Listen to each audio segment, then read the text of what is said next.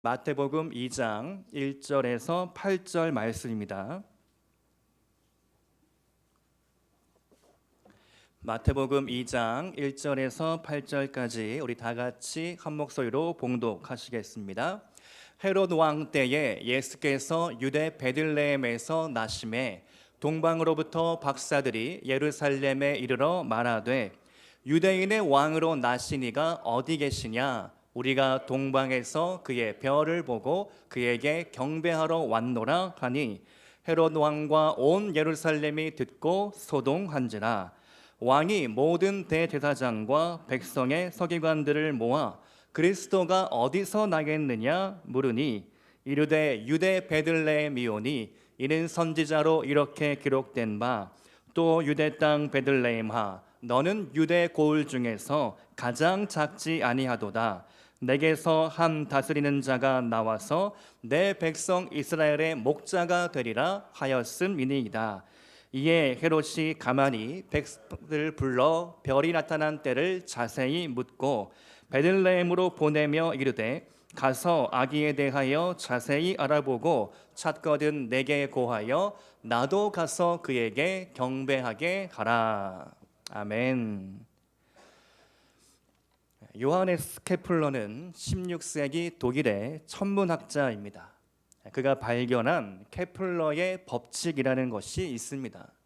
태양을 중심으로 행성이 타원 궤도를 그리며 공전한다는 법칙입니다. 이 법칙은 훗날 만유인력의 법칙에 큰 영향을 주었고 오늘날 인공위성의 궤도를 설정하는 원리로도 이용되고 있습니다.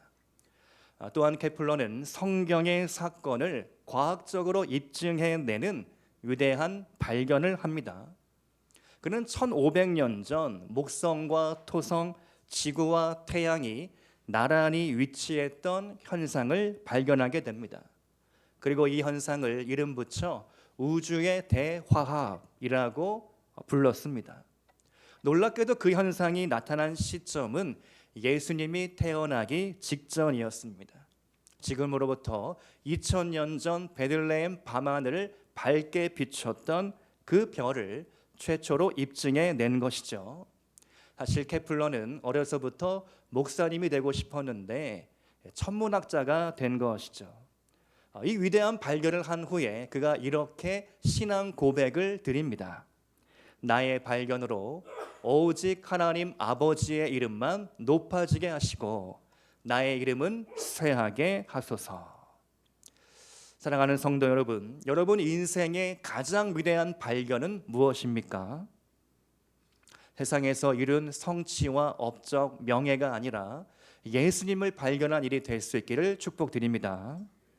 세상에 주는 명예보다 하나님이 주실 상급을 바라며 사모하시기 바랍니다. 오늘은 대림절 넷째 주일입니다. 지금까지 우리가 기다리는 사람들이라는 주제로 사람들을, 인물들을 하나씩 살펴보았는데요. 첫 번째로 우리는 지혜로운 자들, 신랑을 기다리는 지혜로운 처녀들에 대하여 살펴보았습니다. 두 번째로는 아름다운 실버, 시므온과 안나의 인생을 살펴보았죠. 그리고 지난주는 베들레헴 들판에서 양떼를 치던 목자들을 만나보았습니다. 오늘은 마지막 베들레헴 들판 가운데 또 밤하늘의 별을 찾아 멀리 동방에서 찾아온 박사들에 대하여 함께 살펴보기 원합니다. 이 박사들은 누구였으며 왜 이렇게까지 이방인의 왕을 경배하러 예루살렘, 이스라엘 땅까지 찾아왔는가? 우리가 이런 질문을 가지고 세 가지로 함께 은혜를 받고자 합니다. 첫 번째로 동방 박사들은 예수님을 기다리는 사람들입니다.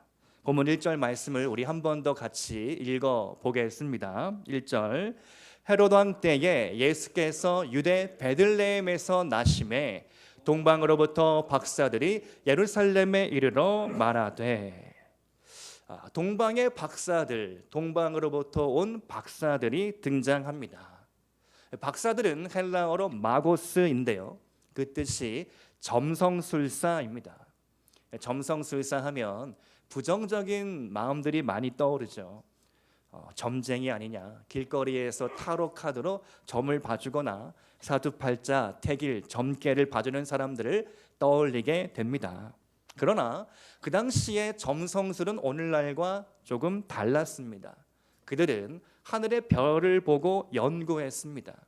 해, 달, 별들의 움직임을 통해 시간을 측정하고 계획하고 연구했던 것이죠.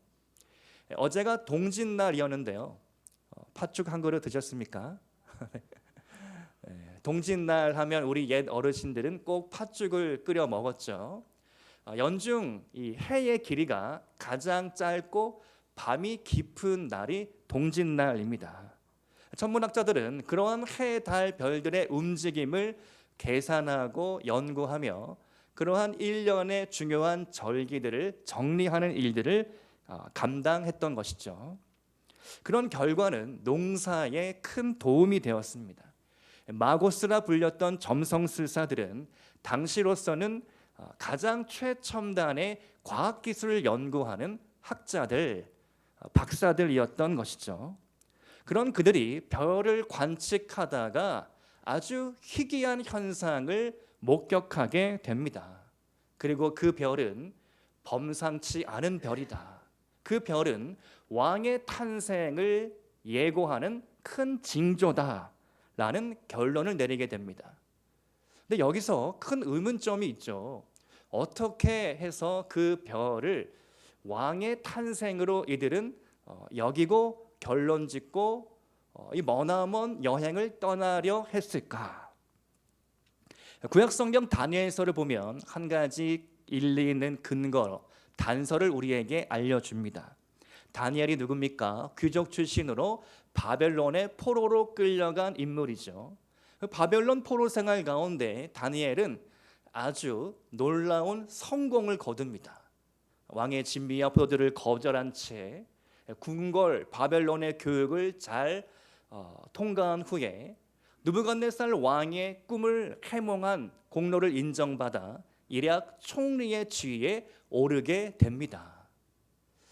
다니엘 정말 위대한 인물이죠. 그런 바벨론 시대뿐만 아니라 페르시아 제국에서도 그 총리의 직을 이어서 하게 됩니다. 여러분, 그렇다면 바벨론과 페르시아 제국의 점성술사들, 왕궁에서 일했던 수많은 천문학자들, 다니엘의 큰 영향을 받았다라는 사실이죠. 어쩌면 페르시아의 점성술사들은 다니엘이 섬겼던 하나님, 다니엘이 꿈꿨던 메시아의 탄생을 그들도 기다리고 소망했을지 모르는 일입니다. 동방 박사들은 유대 땅 베들레헴을 찾아오며 다니엘의 하나님, 다니엘이 꿈꿨던 메시아의 탄생을 생각하며 저 별은 그 다니엘이 말했던 예수 그리스도 메시아의 탄생을 설명하는 것이다. 그렇게 믿었고 결단했고 여행을 떠나게 되었던 것입니다. 무려 500년의 세월 동안 그들은 기다렸던 것이죠. 여기서 한 가지 더 생각해 볼 점이 있는데요.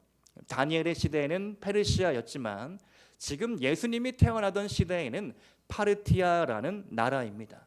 파르티아는 로마와 항상 싸우는 적국 관계였습니다.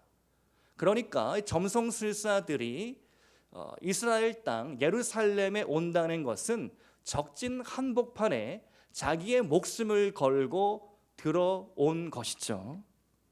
500년 세월을 기다리고 무려 900km 2달의 여행을 감수하며 적진 한복판에 뛰어드는 사람들, 그들이 오늘 동방 박사들이었습니다. 왜 이렇게까지 이들이 했을까? 그들은 이방인이었고 별로 상관이 없는 사람들이었음에도 불구하고 자신이 맡은 일에 그들은 충성을 다했던 것이죠. 그 다니엘의 하나님, 다니엘의 예언한 메시아, 그들은 기다렸고 소망했고 자신의 일에 충성을 다할 때 그 별의 존재를 그냥 흘려보내지 않고 신락 같은 희망을 붙잡고 이스라엘 예루살렘 베들레헴 땅까지 찾아왔던 것입니다. 오늘 동방 박사들 같은 사람들이 우리 시대에 필요한 줄로 믿습니다. 자신의 사명을 다하고 자신의 본연의 임무에 충실한 사람들, 그리고 끝까지 기다리며 하나님 앞에 자신의 인생을 맡겨드리는 사람들, 바로 여러분이 그런 사람들 될 수 있기를 축복드립니다. 두 번째로 동방 박사들은 예수님을 왕으로 환영하는 사람들입니다. 우리 한번 다 같이 선포해 보겠습니다. 예수님을 왕으로 환영합시다. 아멘. 본문 2절 말씀을 우리 한번 같이 읽어보겠습니다. 시작. 유대인의 왕으로 나시니가 어디 계시냐? 우리가 동방에서 그의 별을 보고 그에게 경배하러 왔노라 하니. 여러분, 본문 가운데 동방 박사들과 이 헤롯 대왕, 완전히 대조적인 차이를 우리에게 보여줍니다. 박사들은 예수님을 유대인의 왕이라고 불렀고 인정했고 경배까지 합니다. 그런데 헤롯 대왕은 전혀 다른 모습을 보여주죠. 그 왕을 거절하고 죽이고 박해하려 합니다. 먼저 동방 박사들을 한번 살펴볼까요? 박사들이 예루살렘에 도착합니다. 공식적으로 예루살렘에 들어가 문의를 드리죠. 유대인의 왕으로 나시니가 어디 계십니까? 자, 이 발언이 사실은 정치적으로 아주 민감한 발언이었습니다. 당시 유일한 이스라엘의 왕은 헤롯이었기 때문이죠. 헤롯을 성경에서는 헤롯 대왕, 헤롯 더 그레이트라고 부릅니다. 그는 정치적, 외교적으로 수완이 아주 탁월한 인물이었고 권력 야망이 큰 인물이었습니다. 기원전 37년에 로마의 원로원으로부터 공식적인 왕의 호칭을 받습니다. 성경에서 나오는 모든 왕은 분봉왕, 영주 같은 사람인데 정식적인 왕의 칭호를 받은 사람은 오늘 이 헤롯 대왕뿐입니다. 그리고 이 사람은 본래 에돔 출신인데 유대인의 왕이 됩니다. 성전을 현대식으로 증축을 해서 유대인들의 환심을 얻게 되죠. 그리고 자신의 권력을 어떻게든 지키려고 왕비를 죽이고 두 아들을 죽이고 처남을 죽이고 장모님을 죽이고 심지어 친어머니까지 살해하게 됩니다. 헤롯은 유대인의 왕으로 아기가 태어났다는 말을 듣고 너무나 심기가 불편했습니다. 아니요, 완전히 미칠 지경이었을 것입니다. 내가 왕인데 어떻게 또 다른 왕이 존재할 수 있을까? 오늘 본문은 아니지만 그래서 아기 예수님과 마리아 요셉이 이집트 애굽으로 피신했을 때에 2살 아래의 모든 영아를 죽이라는 명령까지 내리게 되죠. 우리의 상상을 초월하는 폭군이 바로 헤롯 대왕이었습니다. 하지만 여러분, 우리 예수님은 누구십니까? 예수님은 평화의 왕이십니다. 이사야 9장 6절 말씀에 예수님의 이름들, 메시아의 이름들을 우리에게 소개합니다. 마지막에 평강의 왕이라. 예수님의 이름은 평강의 왕입니다. 예수님은 이 땅에 평화를 선포하시기 위해 오셨습니다. 선교사님들의 메시지 가운데 대한민국의 상황을 걱정하는 말씀들을 많이 해주셨는데요. 지금 그 어느 때보다 평화가 필요한 시대이죠. 온 세계가 전쟁과 기근, 폭력, 여러 가지 많은 문제로 시달리고 있기 때문입니다. 제1차 세계대전 중 1914년 겨울에 벌어진 실화입니다. 유럽의 서부 전선에서 전쟁이 다소 소강 상태에 접어들며 양측은 전선을 따라 깊은 참호를 파고 서로 대치하고 있었습니다. 그러다가 성탄절이 다가오자 비공식적으로 휴전을 하기로 합의합니다. 양측 군인들이 무장을 해제한 채 무인지대에서 만나 대화하고 음식, 담배, 신문들을 교환하기 시작했습니다. 심지어 저들밖에 한밤중에 라는 캐롤송을 부르고 친선 축구 대회까지 열었다고 합니다. 마치 한편의 영화 같은 이야기죠.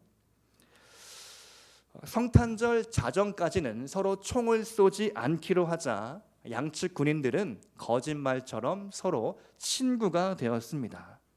그래서 다음 날 해가 뜨면 어떻게 다시 싸울지 걱정될 정도였다고 합니다. 그런데 그 이후로 아쉽게도 이 지구 땅에 많은 전쟁들이 있었지만 크리스마스 휴전은 다시 재현되지는 못했다라는 것이죠. 당시 군인들은 성탄절의 의미, 그 정신을 누구보다 잘 알았고 실천했습니다. 여러분, 예수님은 이 땅에 평화의 왕으로 오셨습니다. 우리가 이 성탄을 기다리고 성탄절의 의미를 우리 현실 속에서, 우리의 삶 속에서 실천해야 하겠습니다. 서로를 향한 비난과 모욕과 어떤 적대적인 감정들을 내려놓고 우리 마음속에 총칼을 내려놓고 휴전하기로, 평화를 실천하기로 우리가 다시 한번 결단하면 좋겠습니다. 예수님의 통치는 폭력과 억압이 아니죠. 예수님의 통치는 평화와 섬김과 희생과 나눔입니다. 여러분, 헤롯이요, 마치 권력이 영원할 것처럼 그렇게 집착하지 않았습니까? 그런데 그가 이 예수님이 태어난 이듬해 나이 71세에 사망하게 됩니다. 얼마나 허망합니까? 그렇게 자신의 권력을 집착하고 쌓아 올리려고 했지만 자신의 바로 다음 해에 벌어질 죽음은 몰랐던 것이죠. 오늘 여러분의 인생에서 누가 여러분의 왕이십니까? 헤롯입니까? 예수님입니까?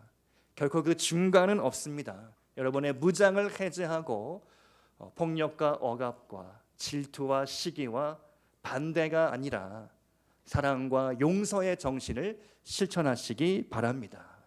날마다 그 예수님을 구주로 영접하시기 바랍니다. 평생토록 왕이신 예수님과 동행하는 여러분 될 수 있기를 축복드립니다. 세 번째로, 동방 박사들은 예수님을 경배하는 사람들입니다.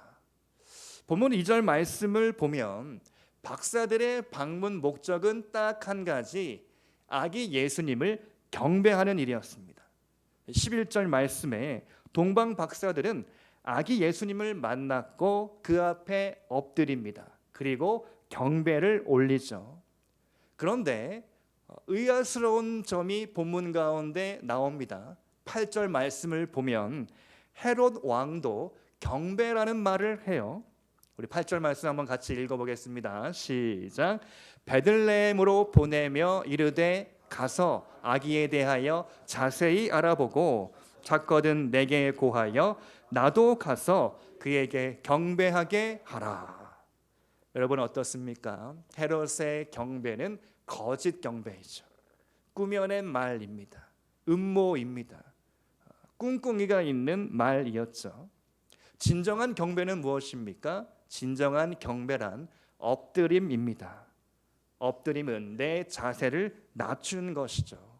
뻣뻣하게 이렇게 서서 경배한다라고 말할 수는 없습니다. 이스라엘 베들레헴에 가면 예수 탄생 기념 교회가 세워져 있습니다. 기독교를 최초로 공인했던 콘스탄티누스 황제의 어머니였던 헬레나가 지은 교회이죠. 그런데 예루살렘이 이슬람권에 넘어가면서 문제가 발생합니다. 이 거룩한 성지가 이방인들의 말에 의하여 짓밟히게 될 운명에 처한 것이죠. 그래서 당시 교회를 지키던 사람들은 한 가지 묘책을 떠올리게 됩니다. 원래 만들어 놓았던 큰 문을 아주 작게 만들어 놓은 것이죠. 한번 사진을 띄워주시겠습니까? 저렇게 원래는 큰 문이었는데 다 돌로 메워 버리고 이 좁은 문으로 만들어 놨습니다. 제가 찾아보니까 높이 120cm, 너비가 80cm, 낮고 좁은 문으로 바꾸어 버린 것입니다. 그래서 예수 탄생 기념교회에 들어가려면 어느 누구나 말 위에서 내려와야 합니다. 그리고 자세를 낮추어야 합니다. 고개를 숙이고 이렇게 엎드린 채, 키가 크신 분들은 거의 기다시피 해서 저 문으로 통과해야 한다는 사실이죠. 여러분, 엎드림이란 것은 예수님 앞에 항복한다는 의미입니다. 엎드림은 예수님 앞에 내 자아를 내려놓는다는 뜻입니다. 엎드림은 내 마음대로 하지 않고 이제는 예수님께서 내 삶의 주인이 되어 나의 인생을 인도하신다라는 신앙의 고백인 것이죠. 여러분, 대림절 기간 우리는 예수님께 집중하고 있습니다. 예수님이 누구신가? 예수님은 나의 왕이다. 예수님이 누구신가? 우는 자의 위로가 되시고 약한 자의 강함이 되시고 우리 마음의 소망이 되시는 분이시다. 내가 힘들고 쓰러질 것 같고 외롭고 슬플 때 예수님이 내 곁에 계시고 나와 함께하고 계시다. 그분의 이름은 임마누엘이다. 하나님이 우리와 함께 계시다. 하나님이 인간의 몸이 되어 이 땅에 오셨고 나의 인생을 아시고 내 이름을 아시고 내 질병의 고통을 아시고 나의 눈물을 기억하고 계시다. 나의 작은 신음에도 주님은 응답하고 계시다. 그것이 바로 우리 예수님입니다. 우리가 더욱더 그 예수님에 대해서 집중하기를 원합니다. 세상의 소란스러운 뉴스를 끄고 예수님의 하신 말씀에 주목하고 예수님이 누구시며 나는 예수님과 함께 이제 무슨 일을 해야 할까? 내년도의 목표는 무엇인가? 여러분, 재정 플랜을 세우셨습니까? 은퇴 계획을 세우셨습니까? 또 부동산 관리에 대한 계획을 세우셨습니까? 직장에서 내가 어떻게 할지 꿈꾸고 계획하고 계십니까? 예, 좋습니다. 다 해야 합니다. 그러나 그 무엇보다 가장 우선순위 영순위로 나는 나를 구원하신 그 구주 예수님과 내년도에 무슨 일을 감당해야 할까?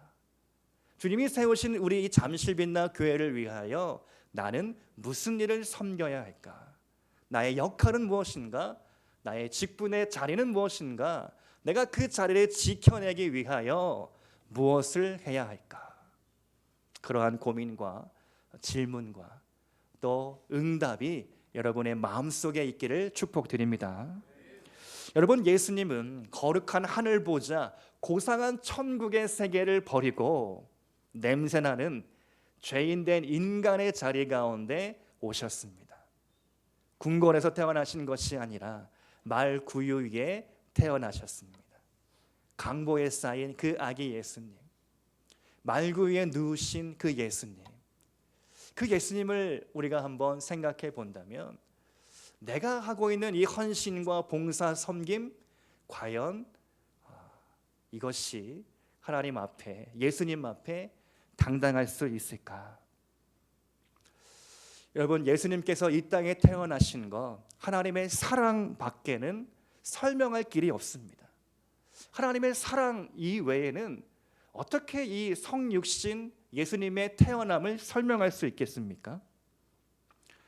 하나님의 구원의 은혜, 그 은혜 없이는 설명할 길이 없는 사건인 것이죠. 오늘 봉헌 찬양에 큰 은혜를 받았습니다. 여러분, 내가 누려온 것 다 하나님의 은혜인 줄로 믿습니다. 내가 살아있는 것 하나님의 은혜인 줄로 믿습니다.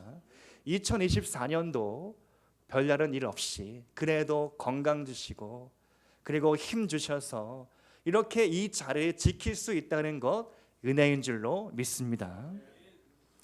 여러분 어떻습니까? 한 해 동안 개인적으로 어려운 일들 많으셨죠? 질병도 있었고 뜻하지 않은 사건, 사고도 있었고 직장과 사업장의 일들도 있었습니다. 또 우리 교회적으로도 큰 변화가 있었습니다. 지난 화요일 연말 당회를 했는데요. 1년 동안 지나온 일들을 결산하고 내년도를 계획하면서 제 안에 참 감사한 마음이 들었습니다. 이 어려운 중에 헌신하고 헌금하고 섬겨주신 성도님들의 명단과 이름들을 쭉 한번 보는데 하나님께서 일하시고 계시구나. 하나님께서 그래도 우리 교회와 함께하고 계시구나. 감사한 마음이 제 안에 들었습니다. 제가 새벽마다 교회를 위하여 기도할 때 한 가지 떠오르는 단어, 성서의 등불입니다. 사무엘상 말씀에 정말 영적으로 어두웠던 엘리 제사장 시대를 우리에게 소개하고 있죠. 그때에 혜성같이 등장한 사무엘이 있습니다. 사무엘이 성소에 누워서 하나님의 음성을 들을 때 성경은 우리에게 그 배경을 이렇게 설명하죠. 하나님의 등불은 아직 꺼지지 아니하였으며. 이 한 문장이 저에게는 너무나 큰 울림과 감동으로 저의 심령에 이렇게 새겨져 있습니다. 하나님의 등불은 아직 꺼지지 않았다. 사사시대가 어떤 시대입니까? 잔혹한 시대죠. 사람들을 죽이고 살인하고 간음하고 온갖 죄들이 아주 관영했던 어둠의 시대였습니다. 고상하게 표현해서 그렇지 자기 소견대로 옳은 대로 행했다. 사실 이것은요, 지들 마음대로 개판을 쳤다. 그렇게 성경이 말할 수가 없어서 자기 소견대로 옳은 대로 살았다. 이렇게 표현을 한 것이죠. 인간들 마음대로 정말 인간 이하의 짐승과 같은 일들이 사사시대에 버젓이 벌어지고 있었습니다. 그런데 그 어둠의 시대의 한복판 가운데 하나님은 사무엘을 예비하셨고, 그리고 아직 성소의 등불은 꺼지지 않았다. 이것이 우리에게 아주 큰 소망으로 다가오는 줄로 믿습니다. 성소의 등불은 요한계시록으로 넘어가면 촛대가 됩니다. 아시아의 7교회에 하나님이 편지를 쓰시면서 특별히 에베소 교회에 이런 말씀을 하십니다. 너의 잃어버린 첫사랑을 회복하라. 그렇지 않으면 내가 너의 촛대를 옮겨버리리라. 무서운 경고의 말씀입니다. 사실 사도행전 말씀을 보면 에베소 교회에는 어마어마한 부흥이 일어났죠. 마술사들이 집단으로 회심을 합니다. 자신들이 애지중지했던 마술 서적들을 다 모아서 불태워버리죠. 에베소 교회에 그러한 사회적인 영적인 엄청난 부흥이 임했습니다. 그런데 채 한 세대가 끝나기도 전에 요한계시록이 기록되던 그때에 에베소 교회는 처음 사랑을 완전히 잊어버리고 있었습니다. 충격적인 일이죠. 그런 일들이 일어날 수가 있다는 것입니다. 초대 교회에 이미 그런 일이 일어나고 있었다는 사실입니다. 오늘 우리 교회는 어떻습니까? 아직 성서의 등불은 꺼지지 않았습니다. 아직 하나님의 촛대가 이곳에 불타고 있는 줄로 저는 확신합니다. 우리가 첫사랑을 회복하고 하나님의 마음을 받고 하나님, 나의 인생을 통하여 내가 무엇을 감당해야 하겠습니까? 내 남은 인생을 계수하며 이 시간 동안 우리 가정을 위하여, 우리 교회를 위하여, 내가 몸담고 있는 직장과 사업장을 위하여 내가 해야 할 사명은 무엇입니까? 정말 간절하게 묻고 듣고 행할 수 있는 여러분이 될 수 있기를 축복드립니다. 아직 힘이 있을 때, 아직 기회가 있을 때, 아직 내 능력이 있을 때, 아직 내 머리가 밝고 정신이 뚜렷할 때 주님이 부탁하신 그 사명 감당할 수 있기를 축복드립니다. 오늘 말씀의 결론입니다. 1990년 2월 14일 보이저 1호는 머나먼 심우주를 향해 나아가고 있었습니다. 그 지점은 지구로부터 약 60억 광년 떨어진 지점이었습니다. 그 순간 미국의 천문학자인 칼 세이건은 미 항공우주국 나사에 도발적인 제안 하나를 합니다. 태양계의 먼 곳을 향해 고정되어 있던 카메라를 돌려서 지구를 한번 찍어보자. 이 제안은 다소 무모한 제안이었습니다. 그 카메라는 매우 고가였고 만약 방향을 돌렸다가 다시 원상태로 돌아가지 않는다면 계획했던 모든 것들이 다 끝나게 되기 때문이죠. 그런데 극적으로 무려 60억 광년 떨어지는 곳에서 지구를 찍는데 극적으로 성공을 합니다. 한번 사진을 띄워주시기 바랍니다. 저 멀리 보이는 점 잘 안 보실 겁니다. 이제 동그라미를 쳤습니다. 저 점이 바로 60억 광년 떨어진 곳에서 찍혀진 지구별입니다. 오늘날 과학자들은 저 점을 창백한 푸른 점이다 라고 이름을 붙이게 됩니다.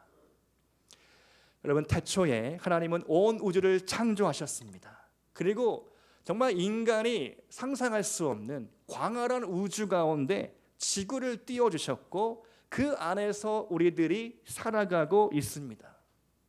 그렇다면 우리는 왜 이렇게까지 서로 싸우고 미워하고 지지고 볶고 난리일까요? 땅 한 평을 더 얻으려고 총칼을 들고 서로 다른 이념 때문에 싸우고 있습니다. 오늘 그 어느 때보다 성탄절의 의미, 평화에 오신 예수님이 필요한 때입니다. 모든 사람에게 예수님의 사랑, 하나님의 은혜가 필요한 줄로 믿습니다. 오늘 저와 여러분이 바로 이 기쁜 소식, 평화의 왕으로 오신 메시아 그리스도의 탄생의 소식을 온 세상에 전할 수 있기를 바랍니다. 예수님의 탄생, 그것이 우리들 마음 깊이 새겨져 그 사랑과 평화가 이 지구별 가운데 임할 수 있기를 소망합니다. 함께 기도하시겠습니다.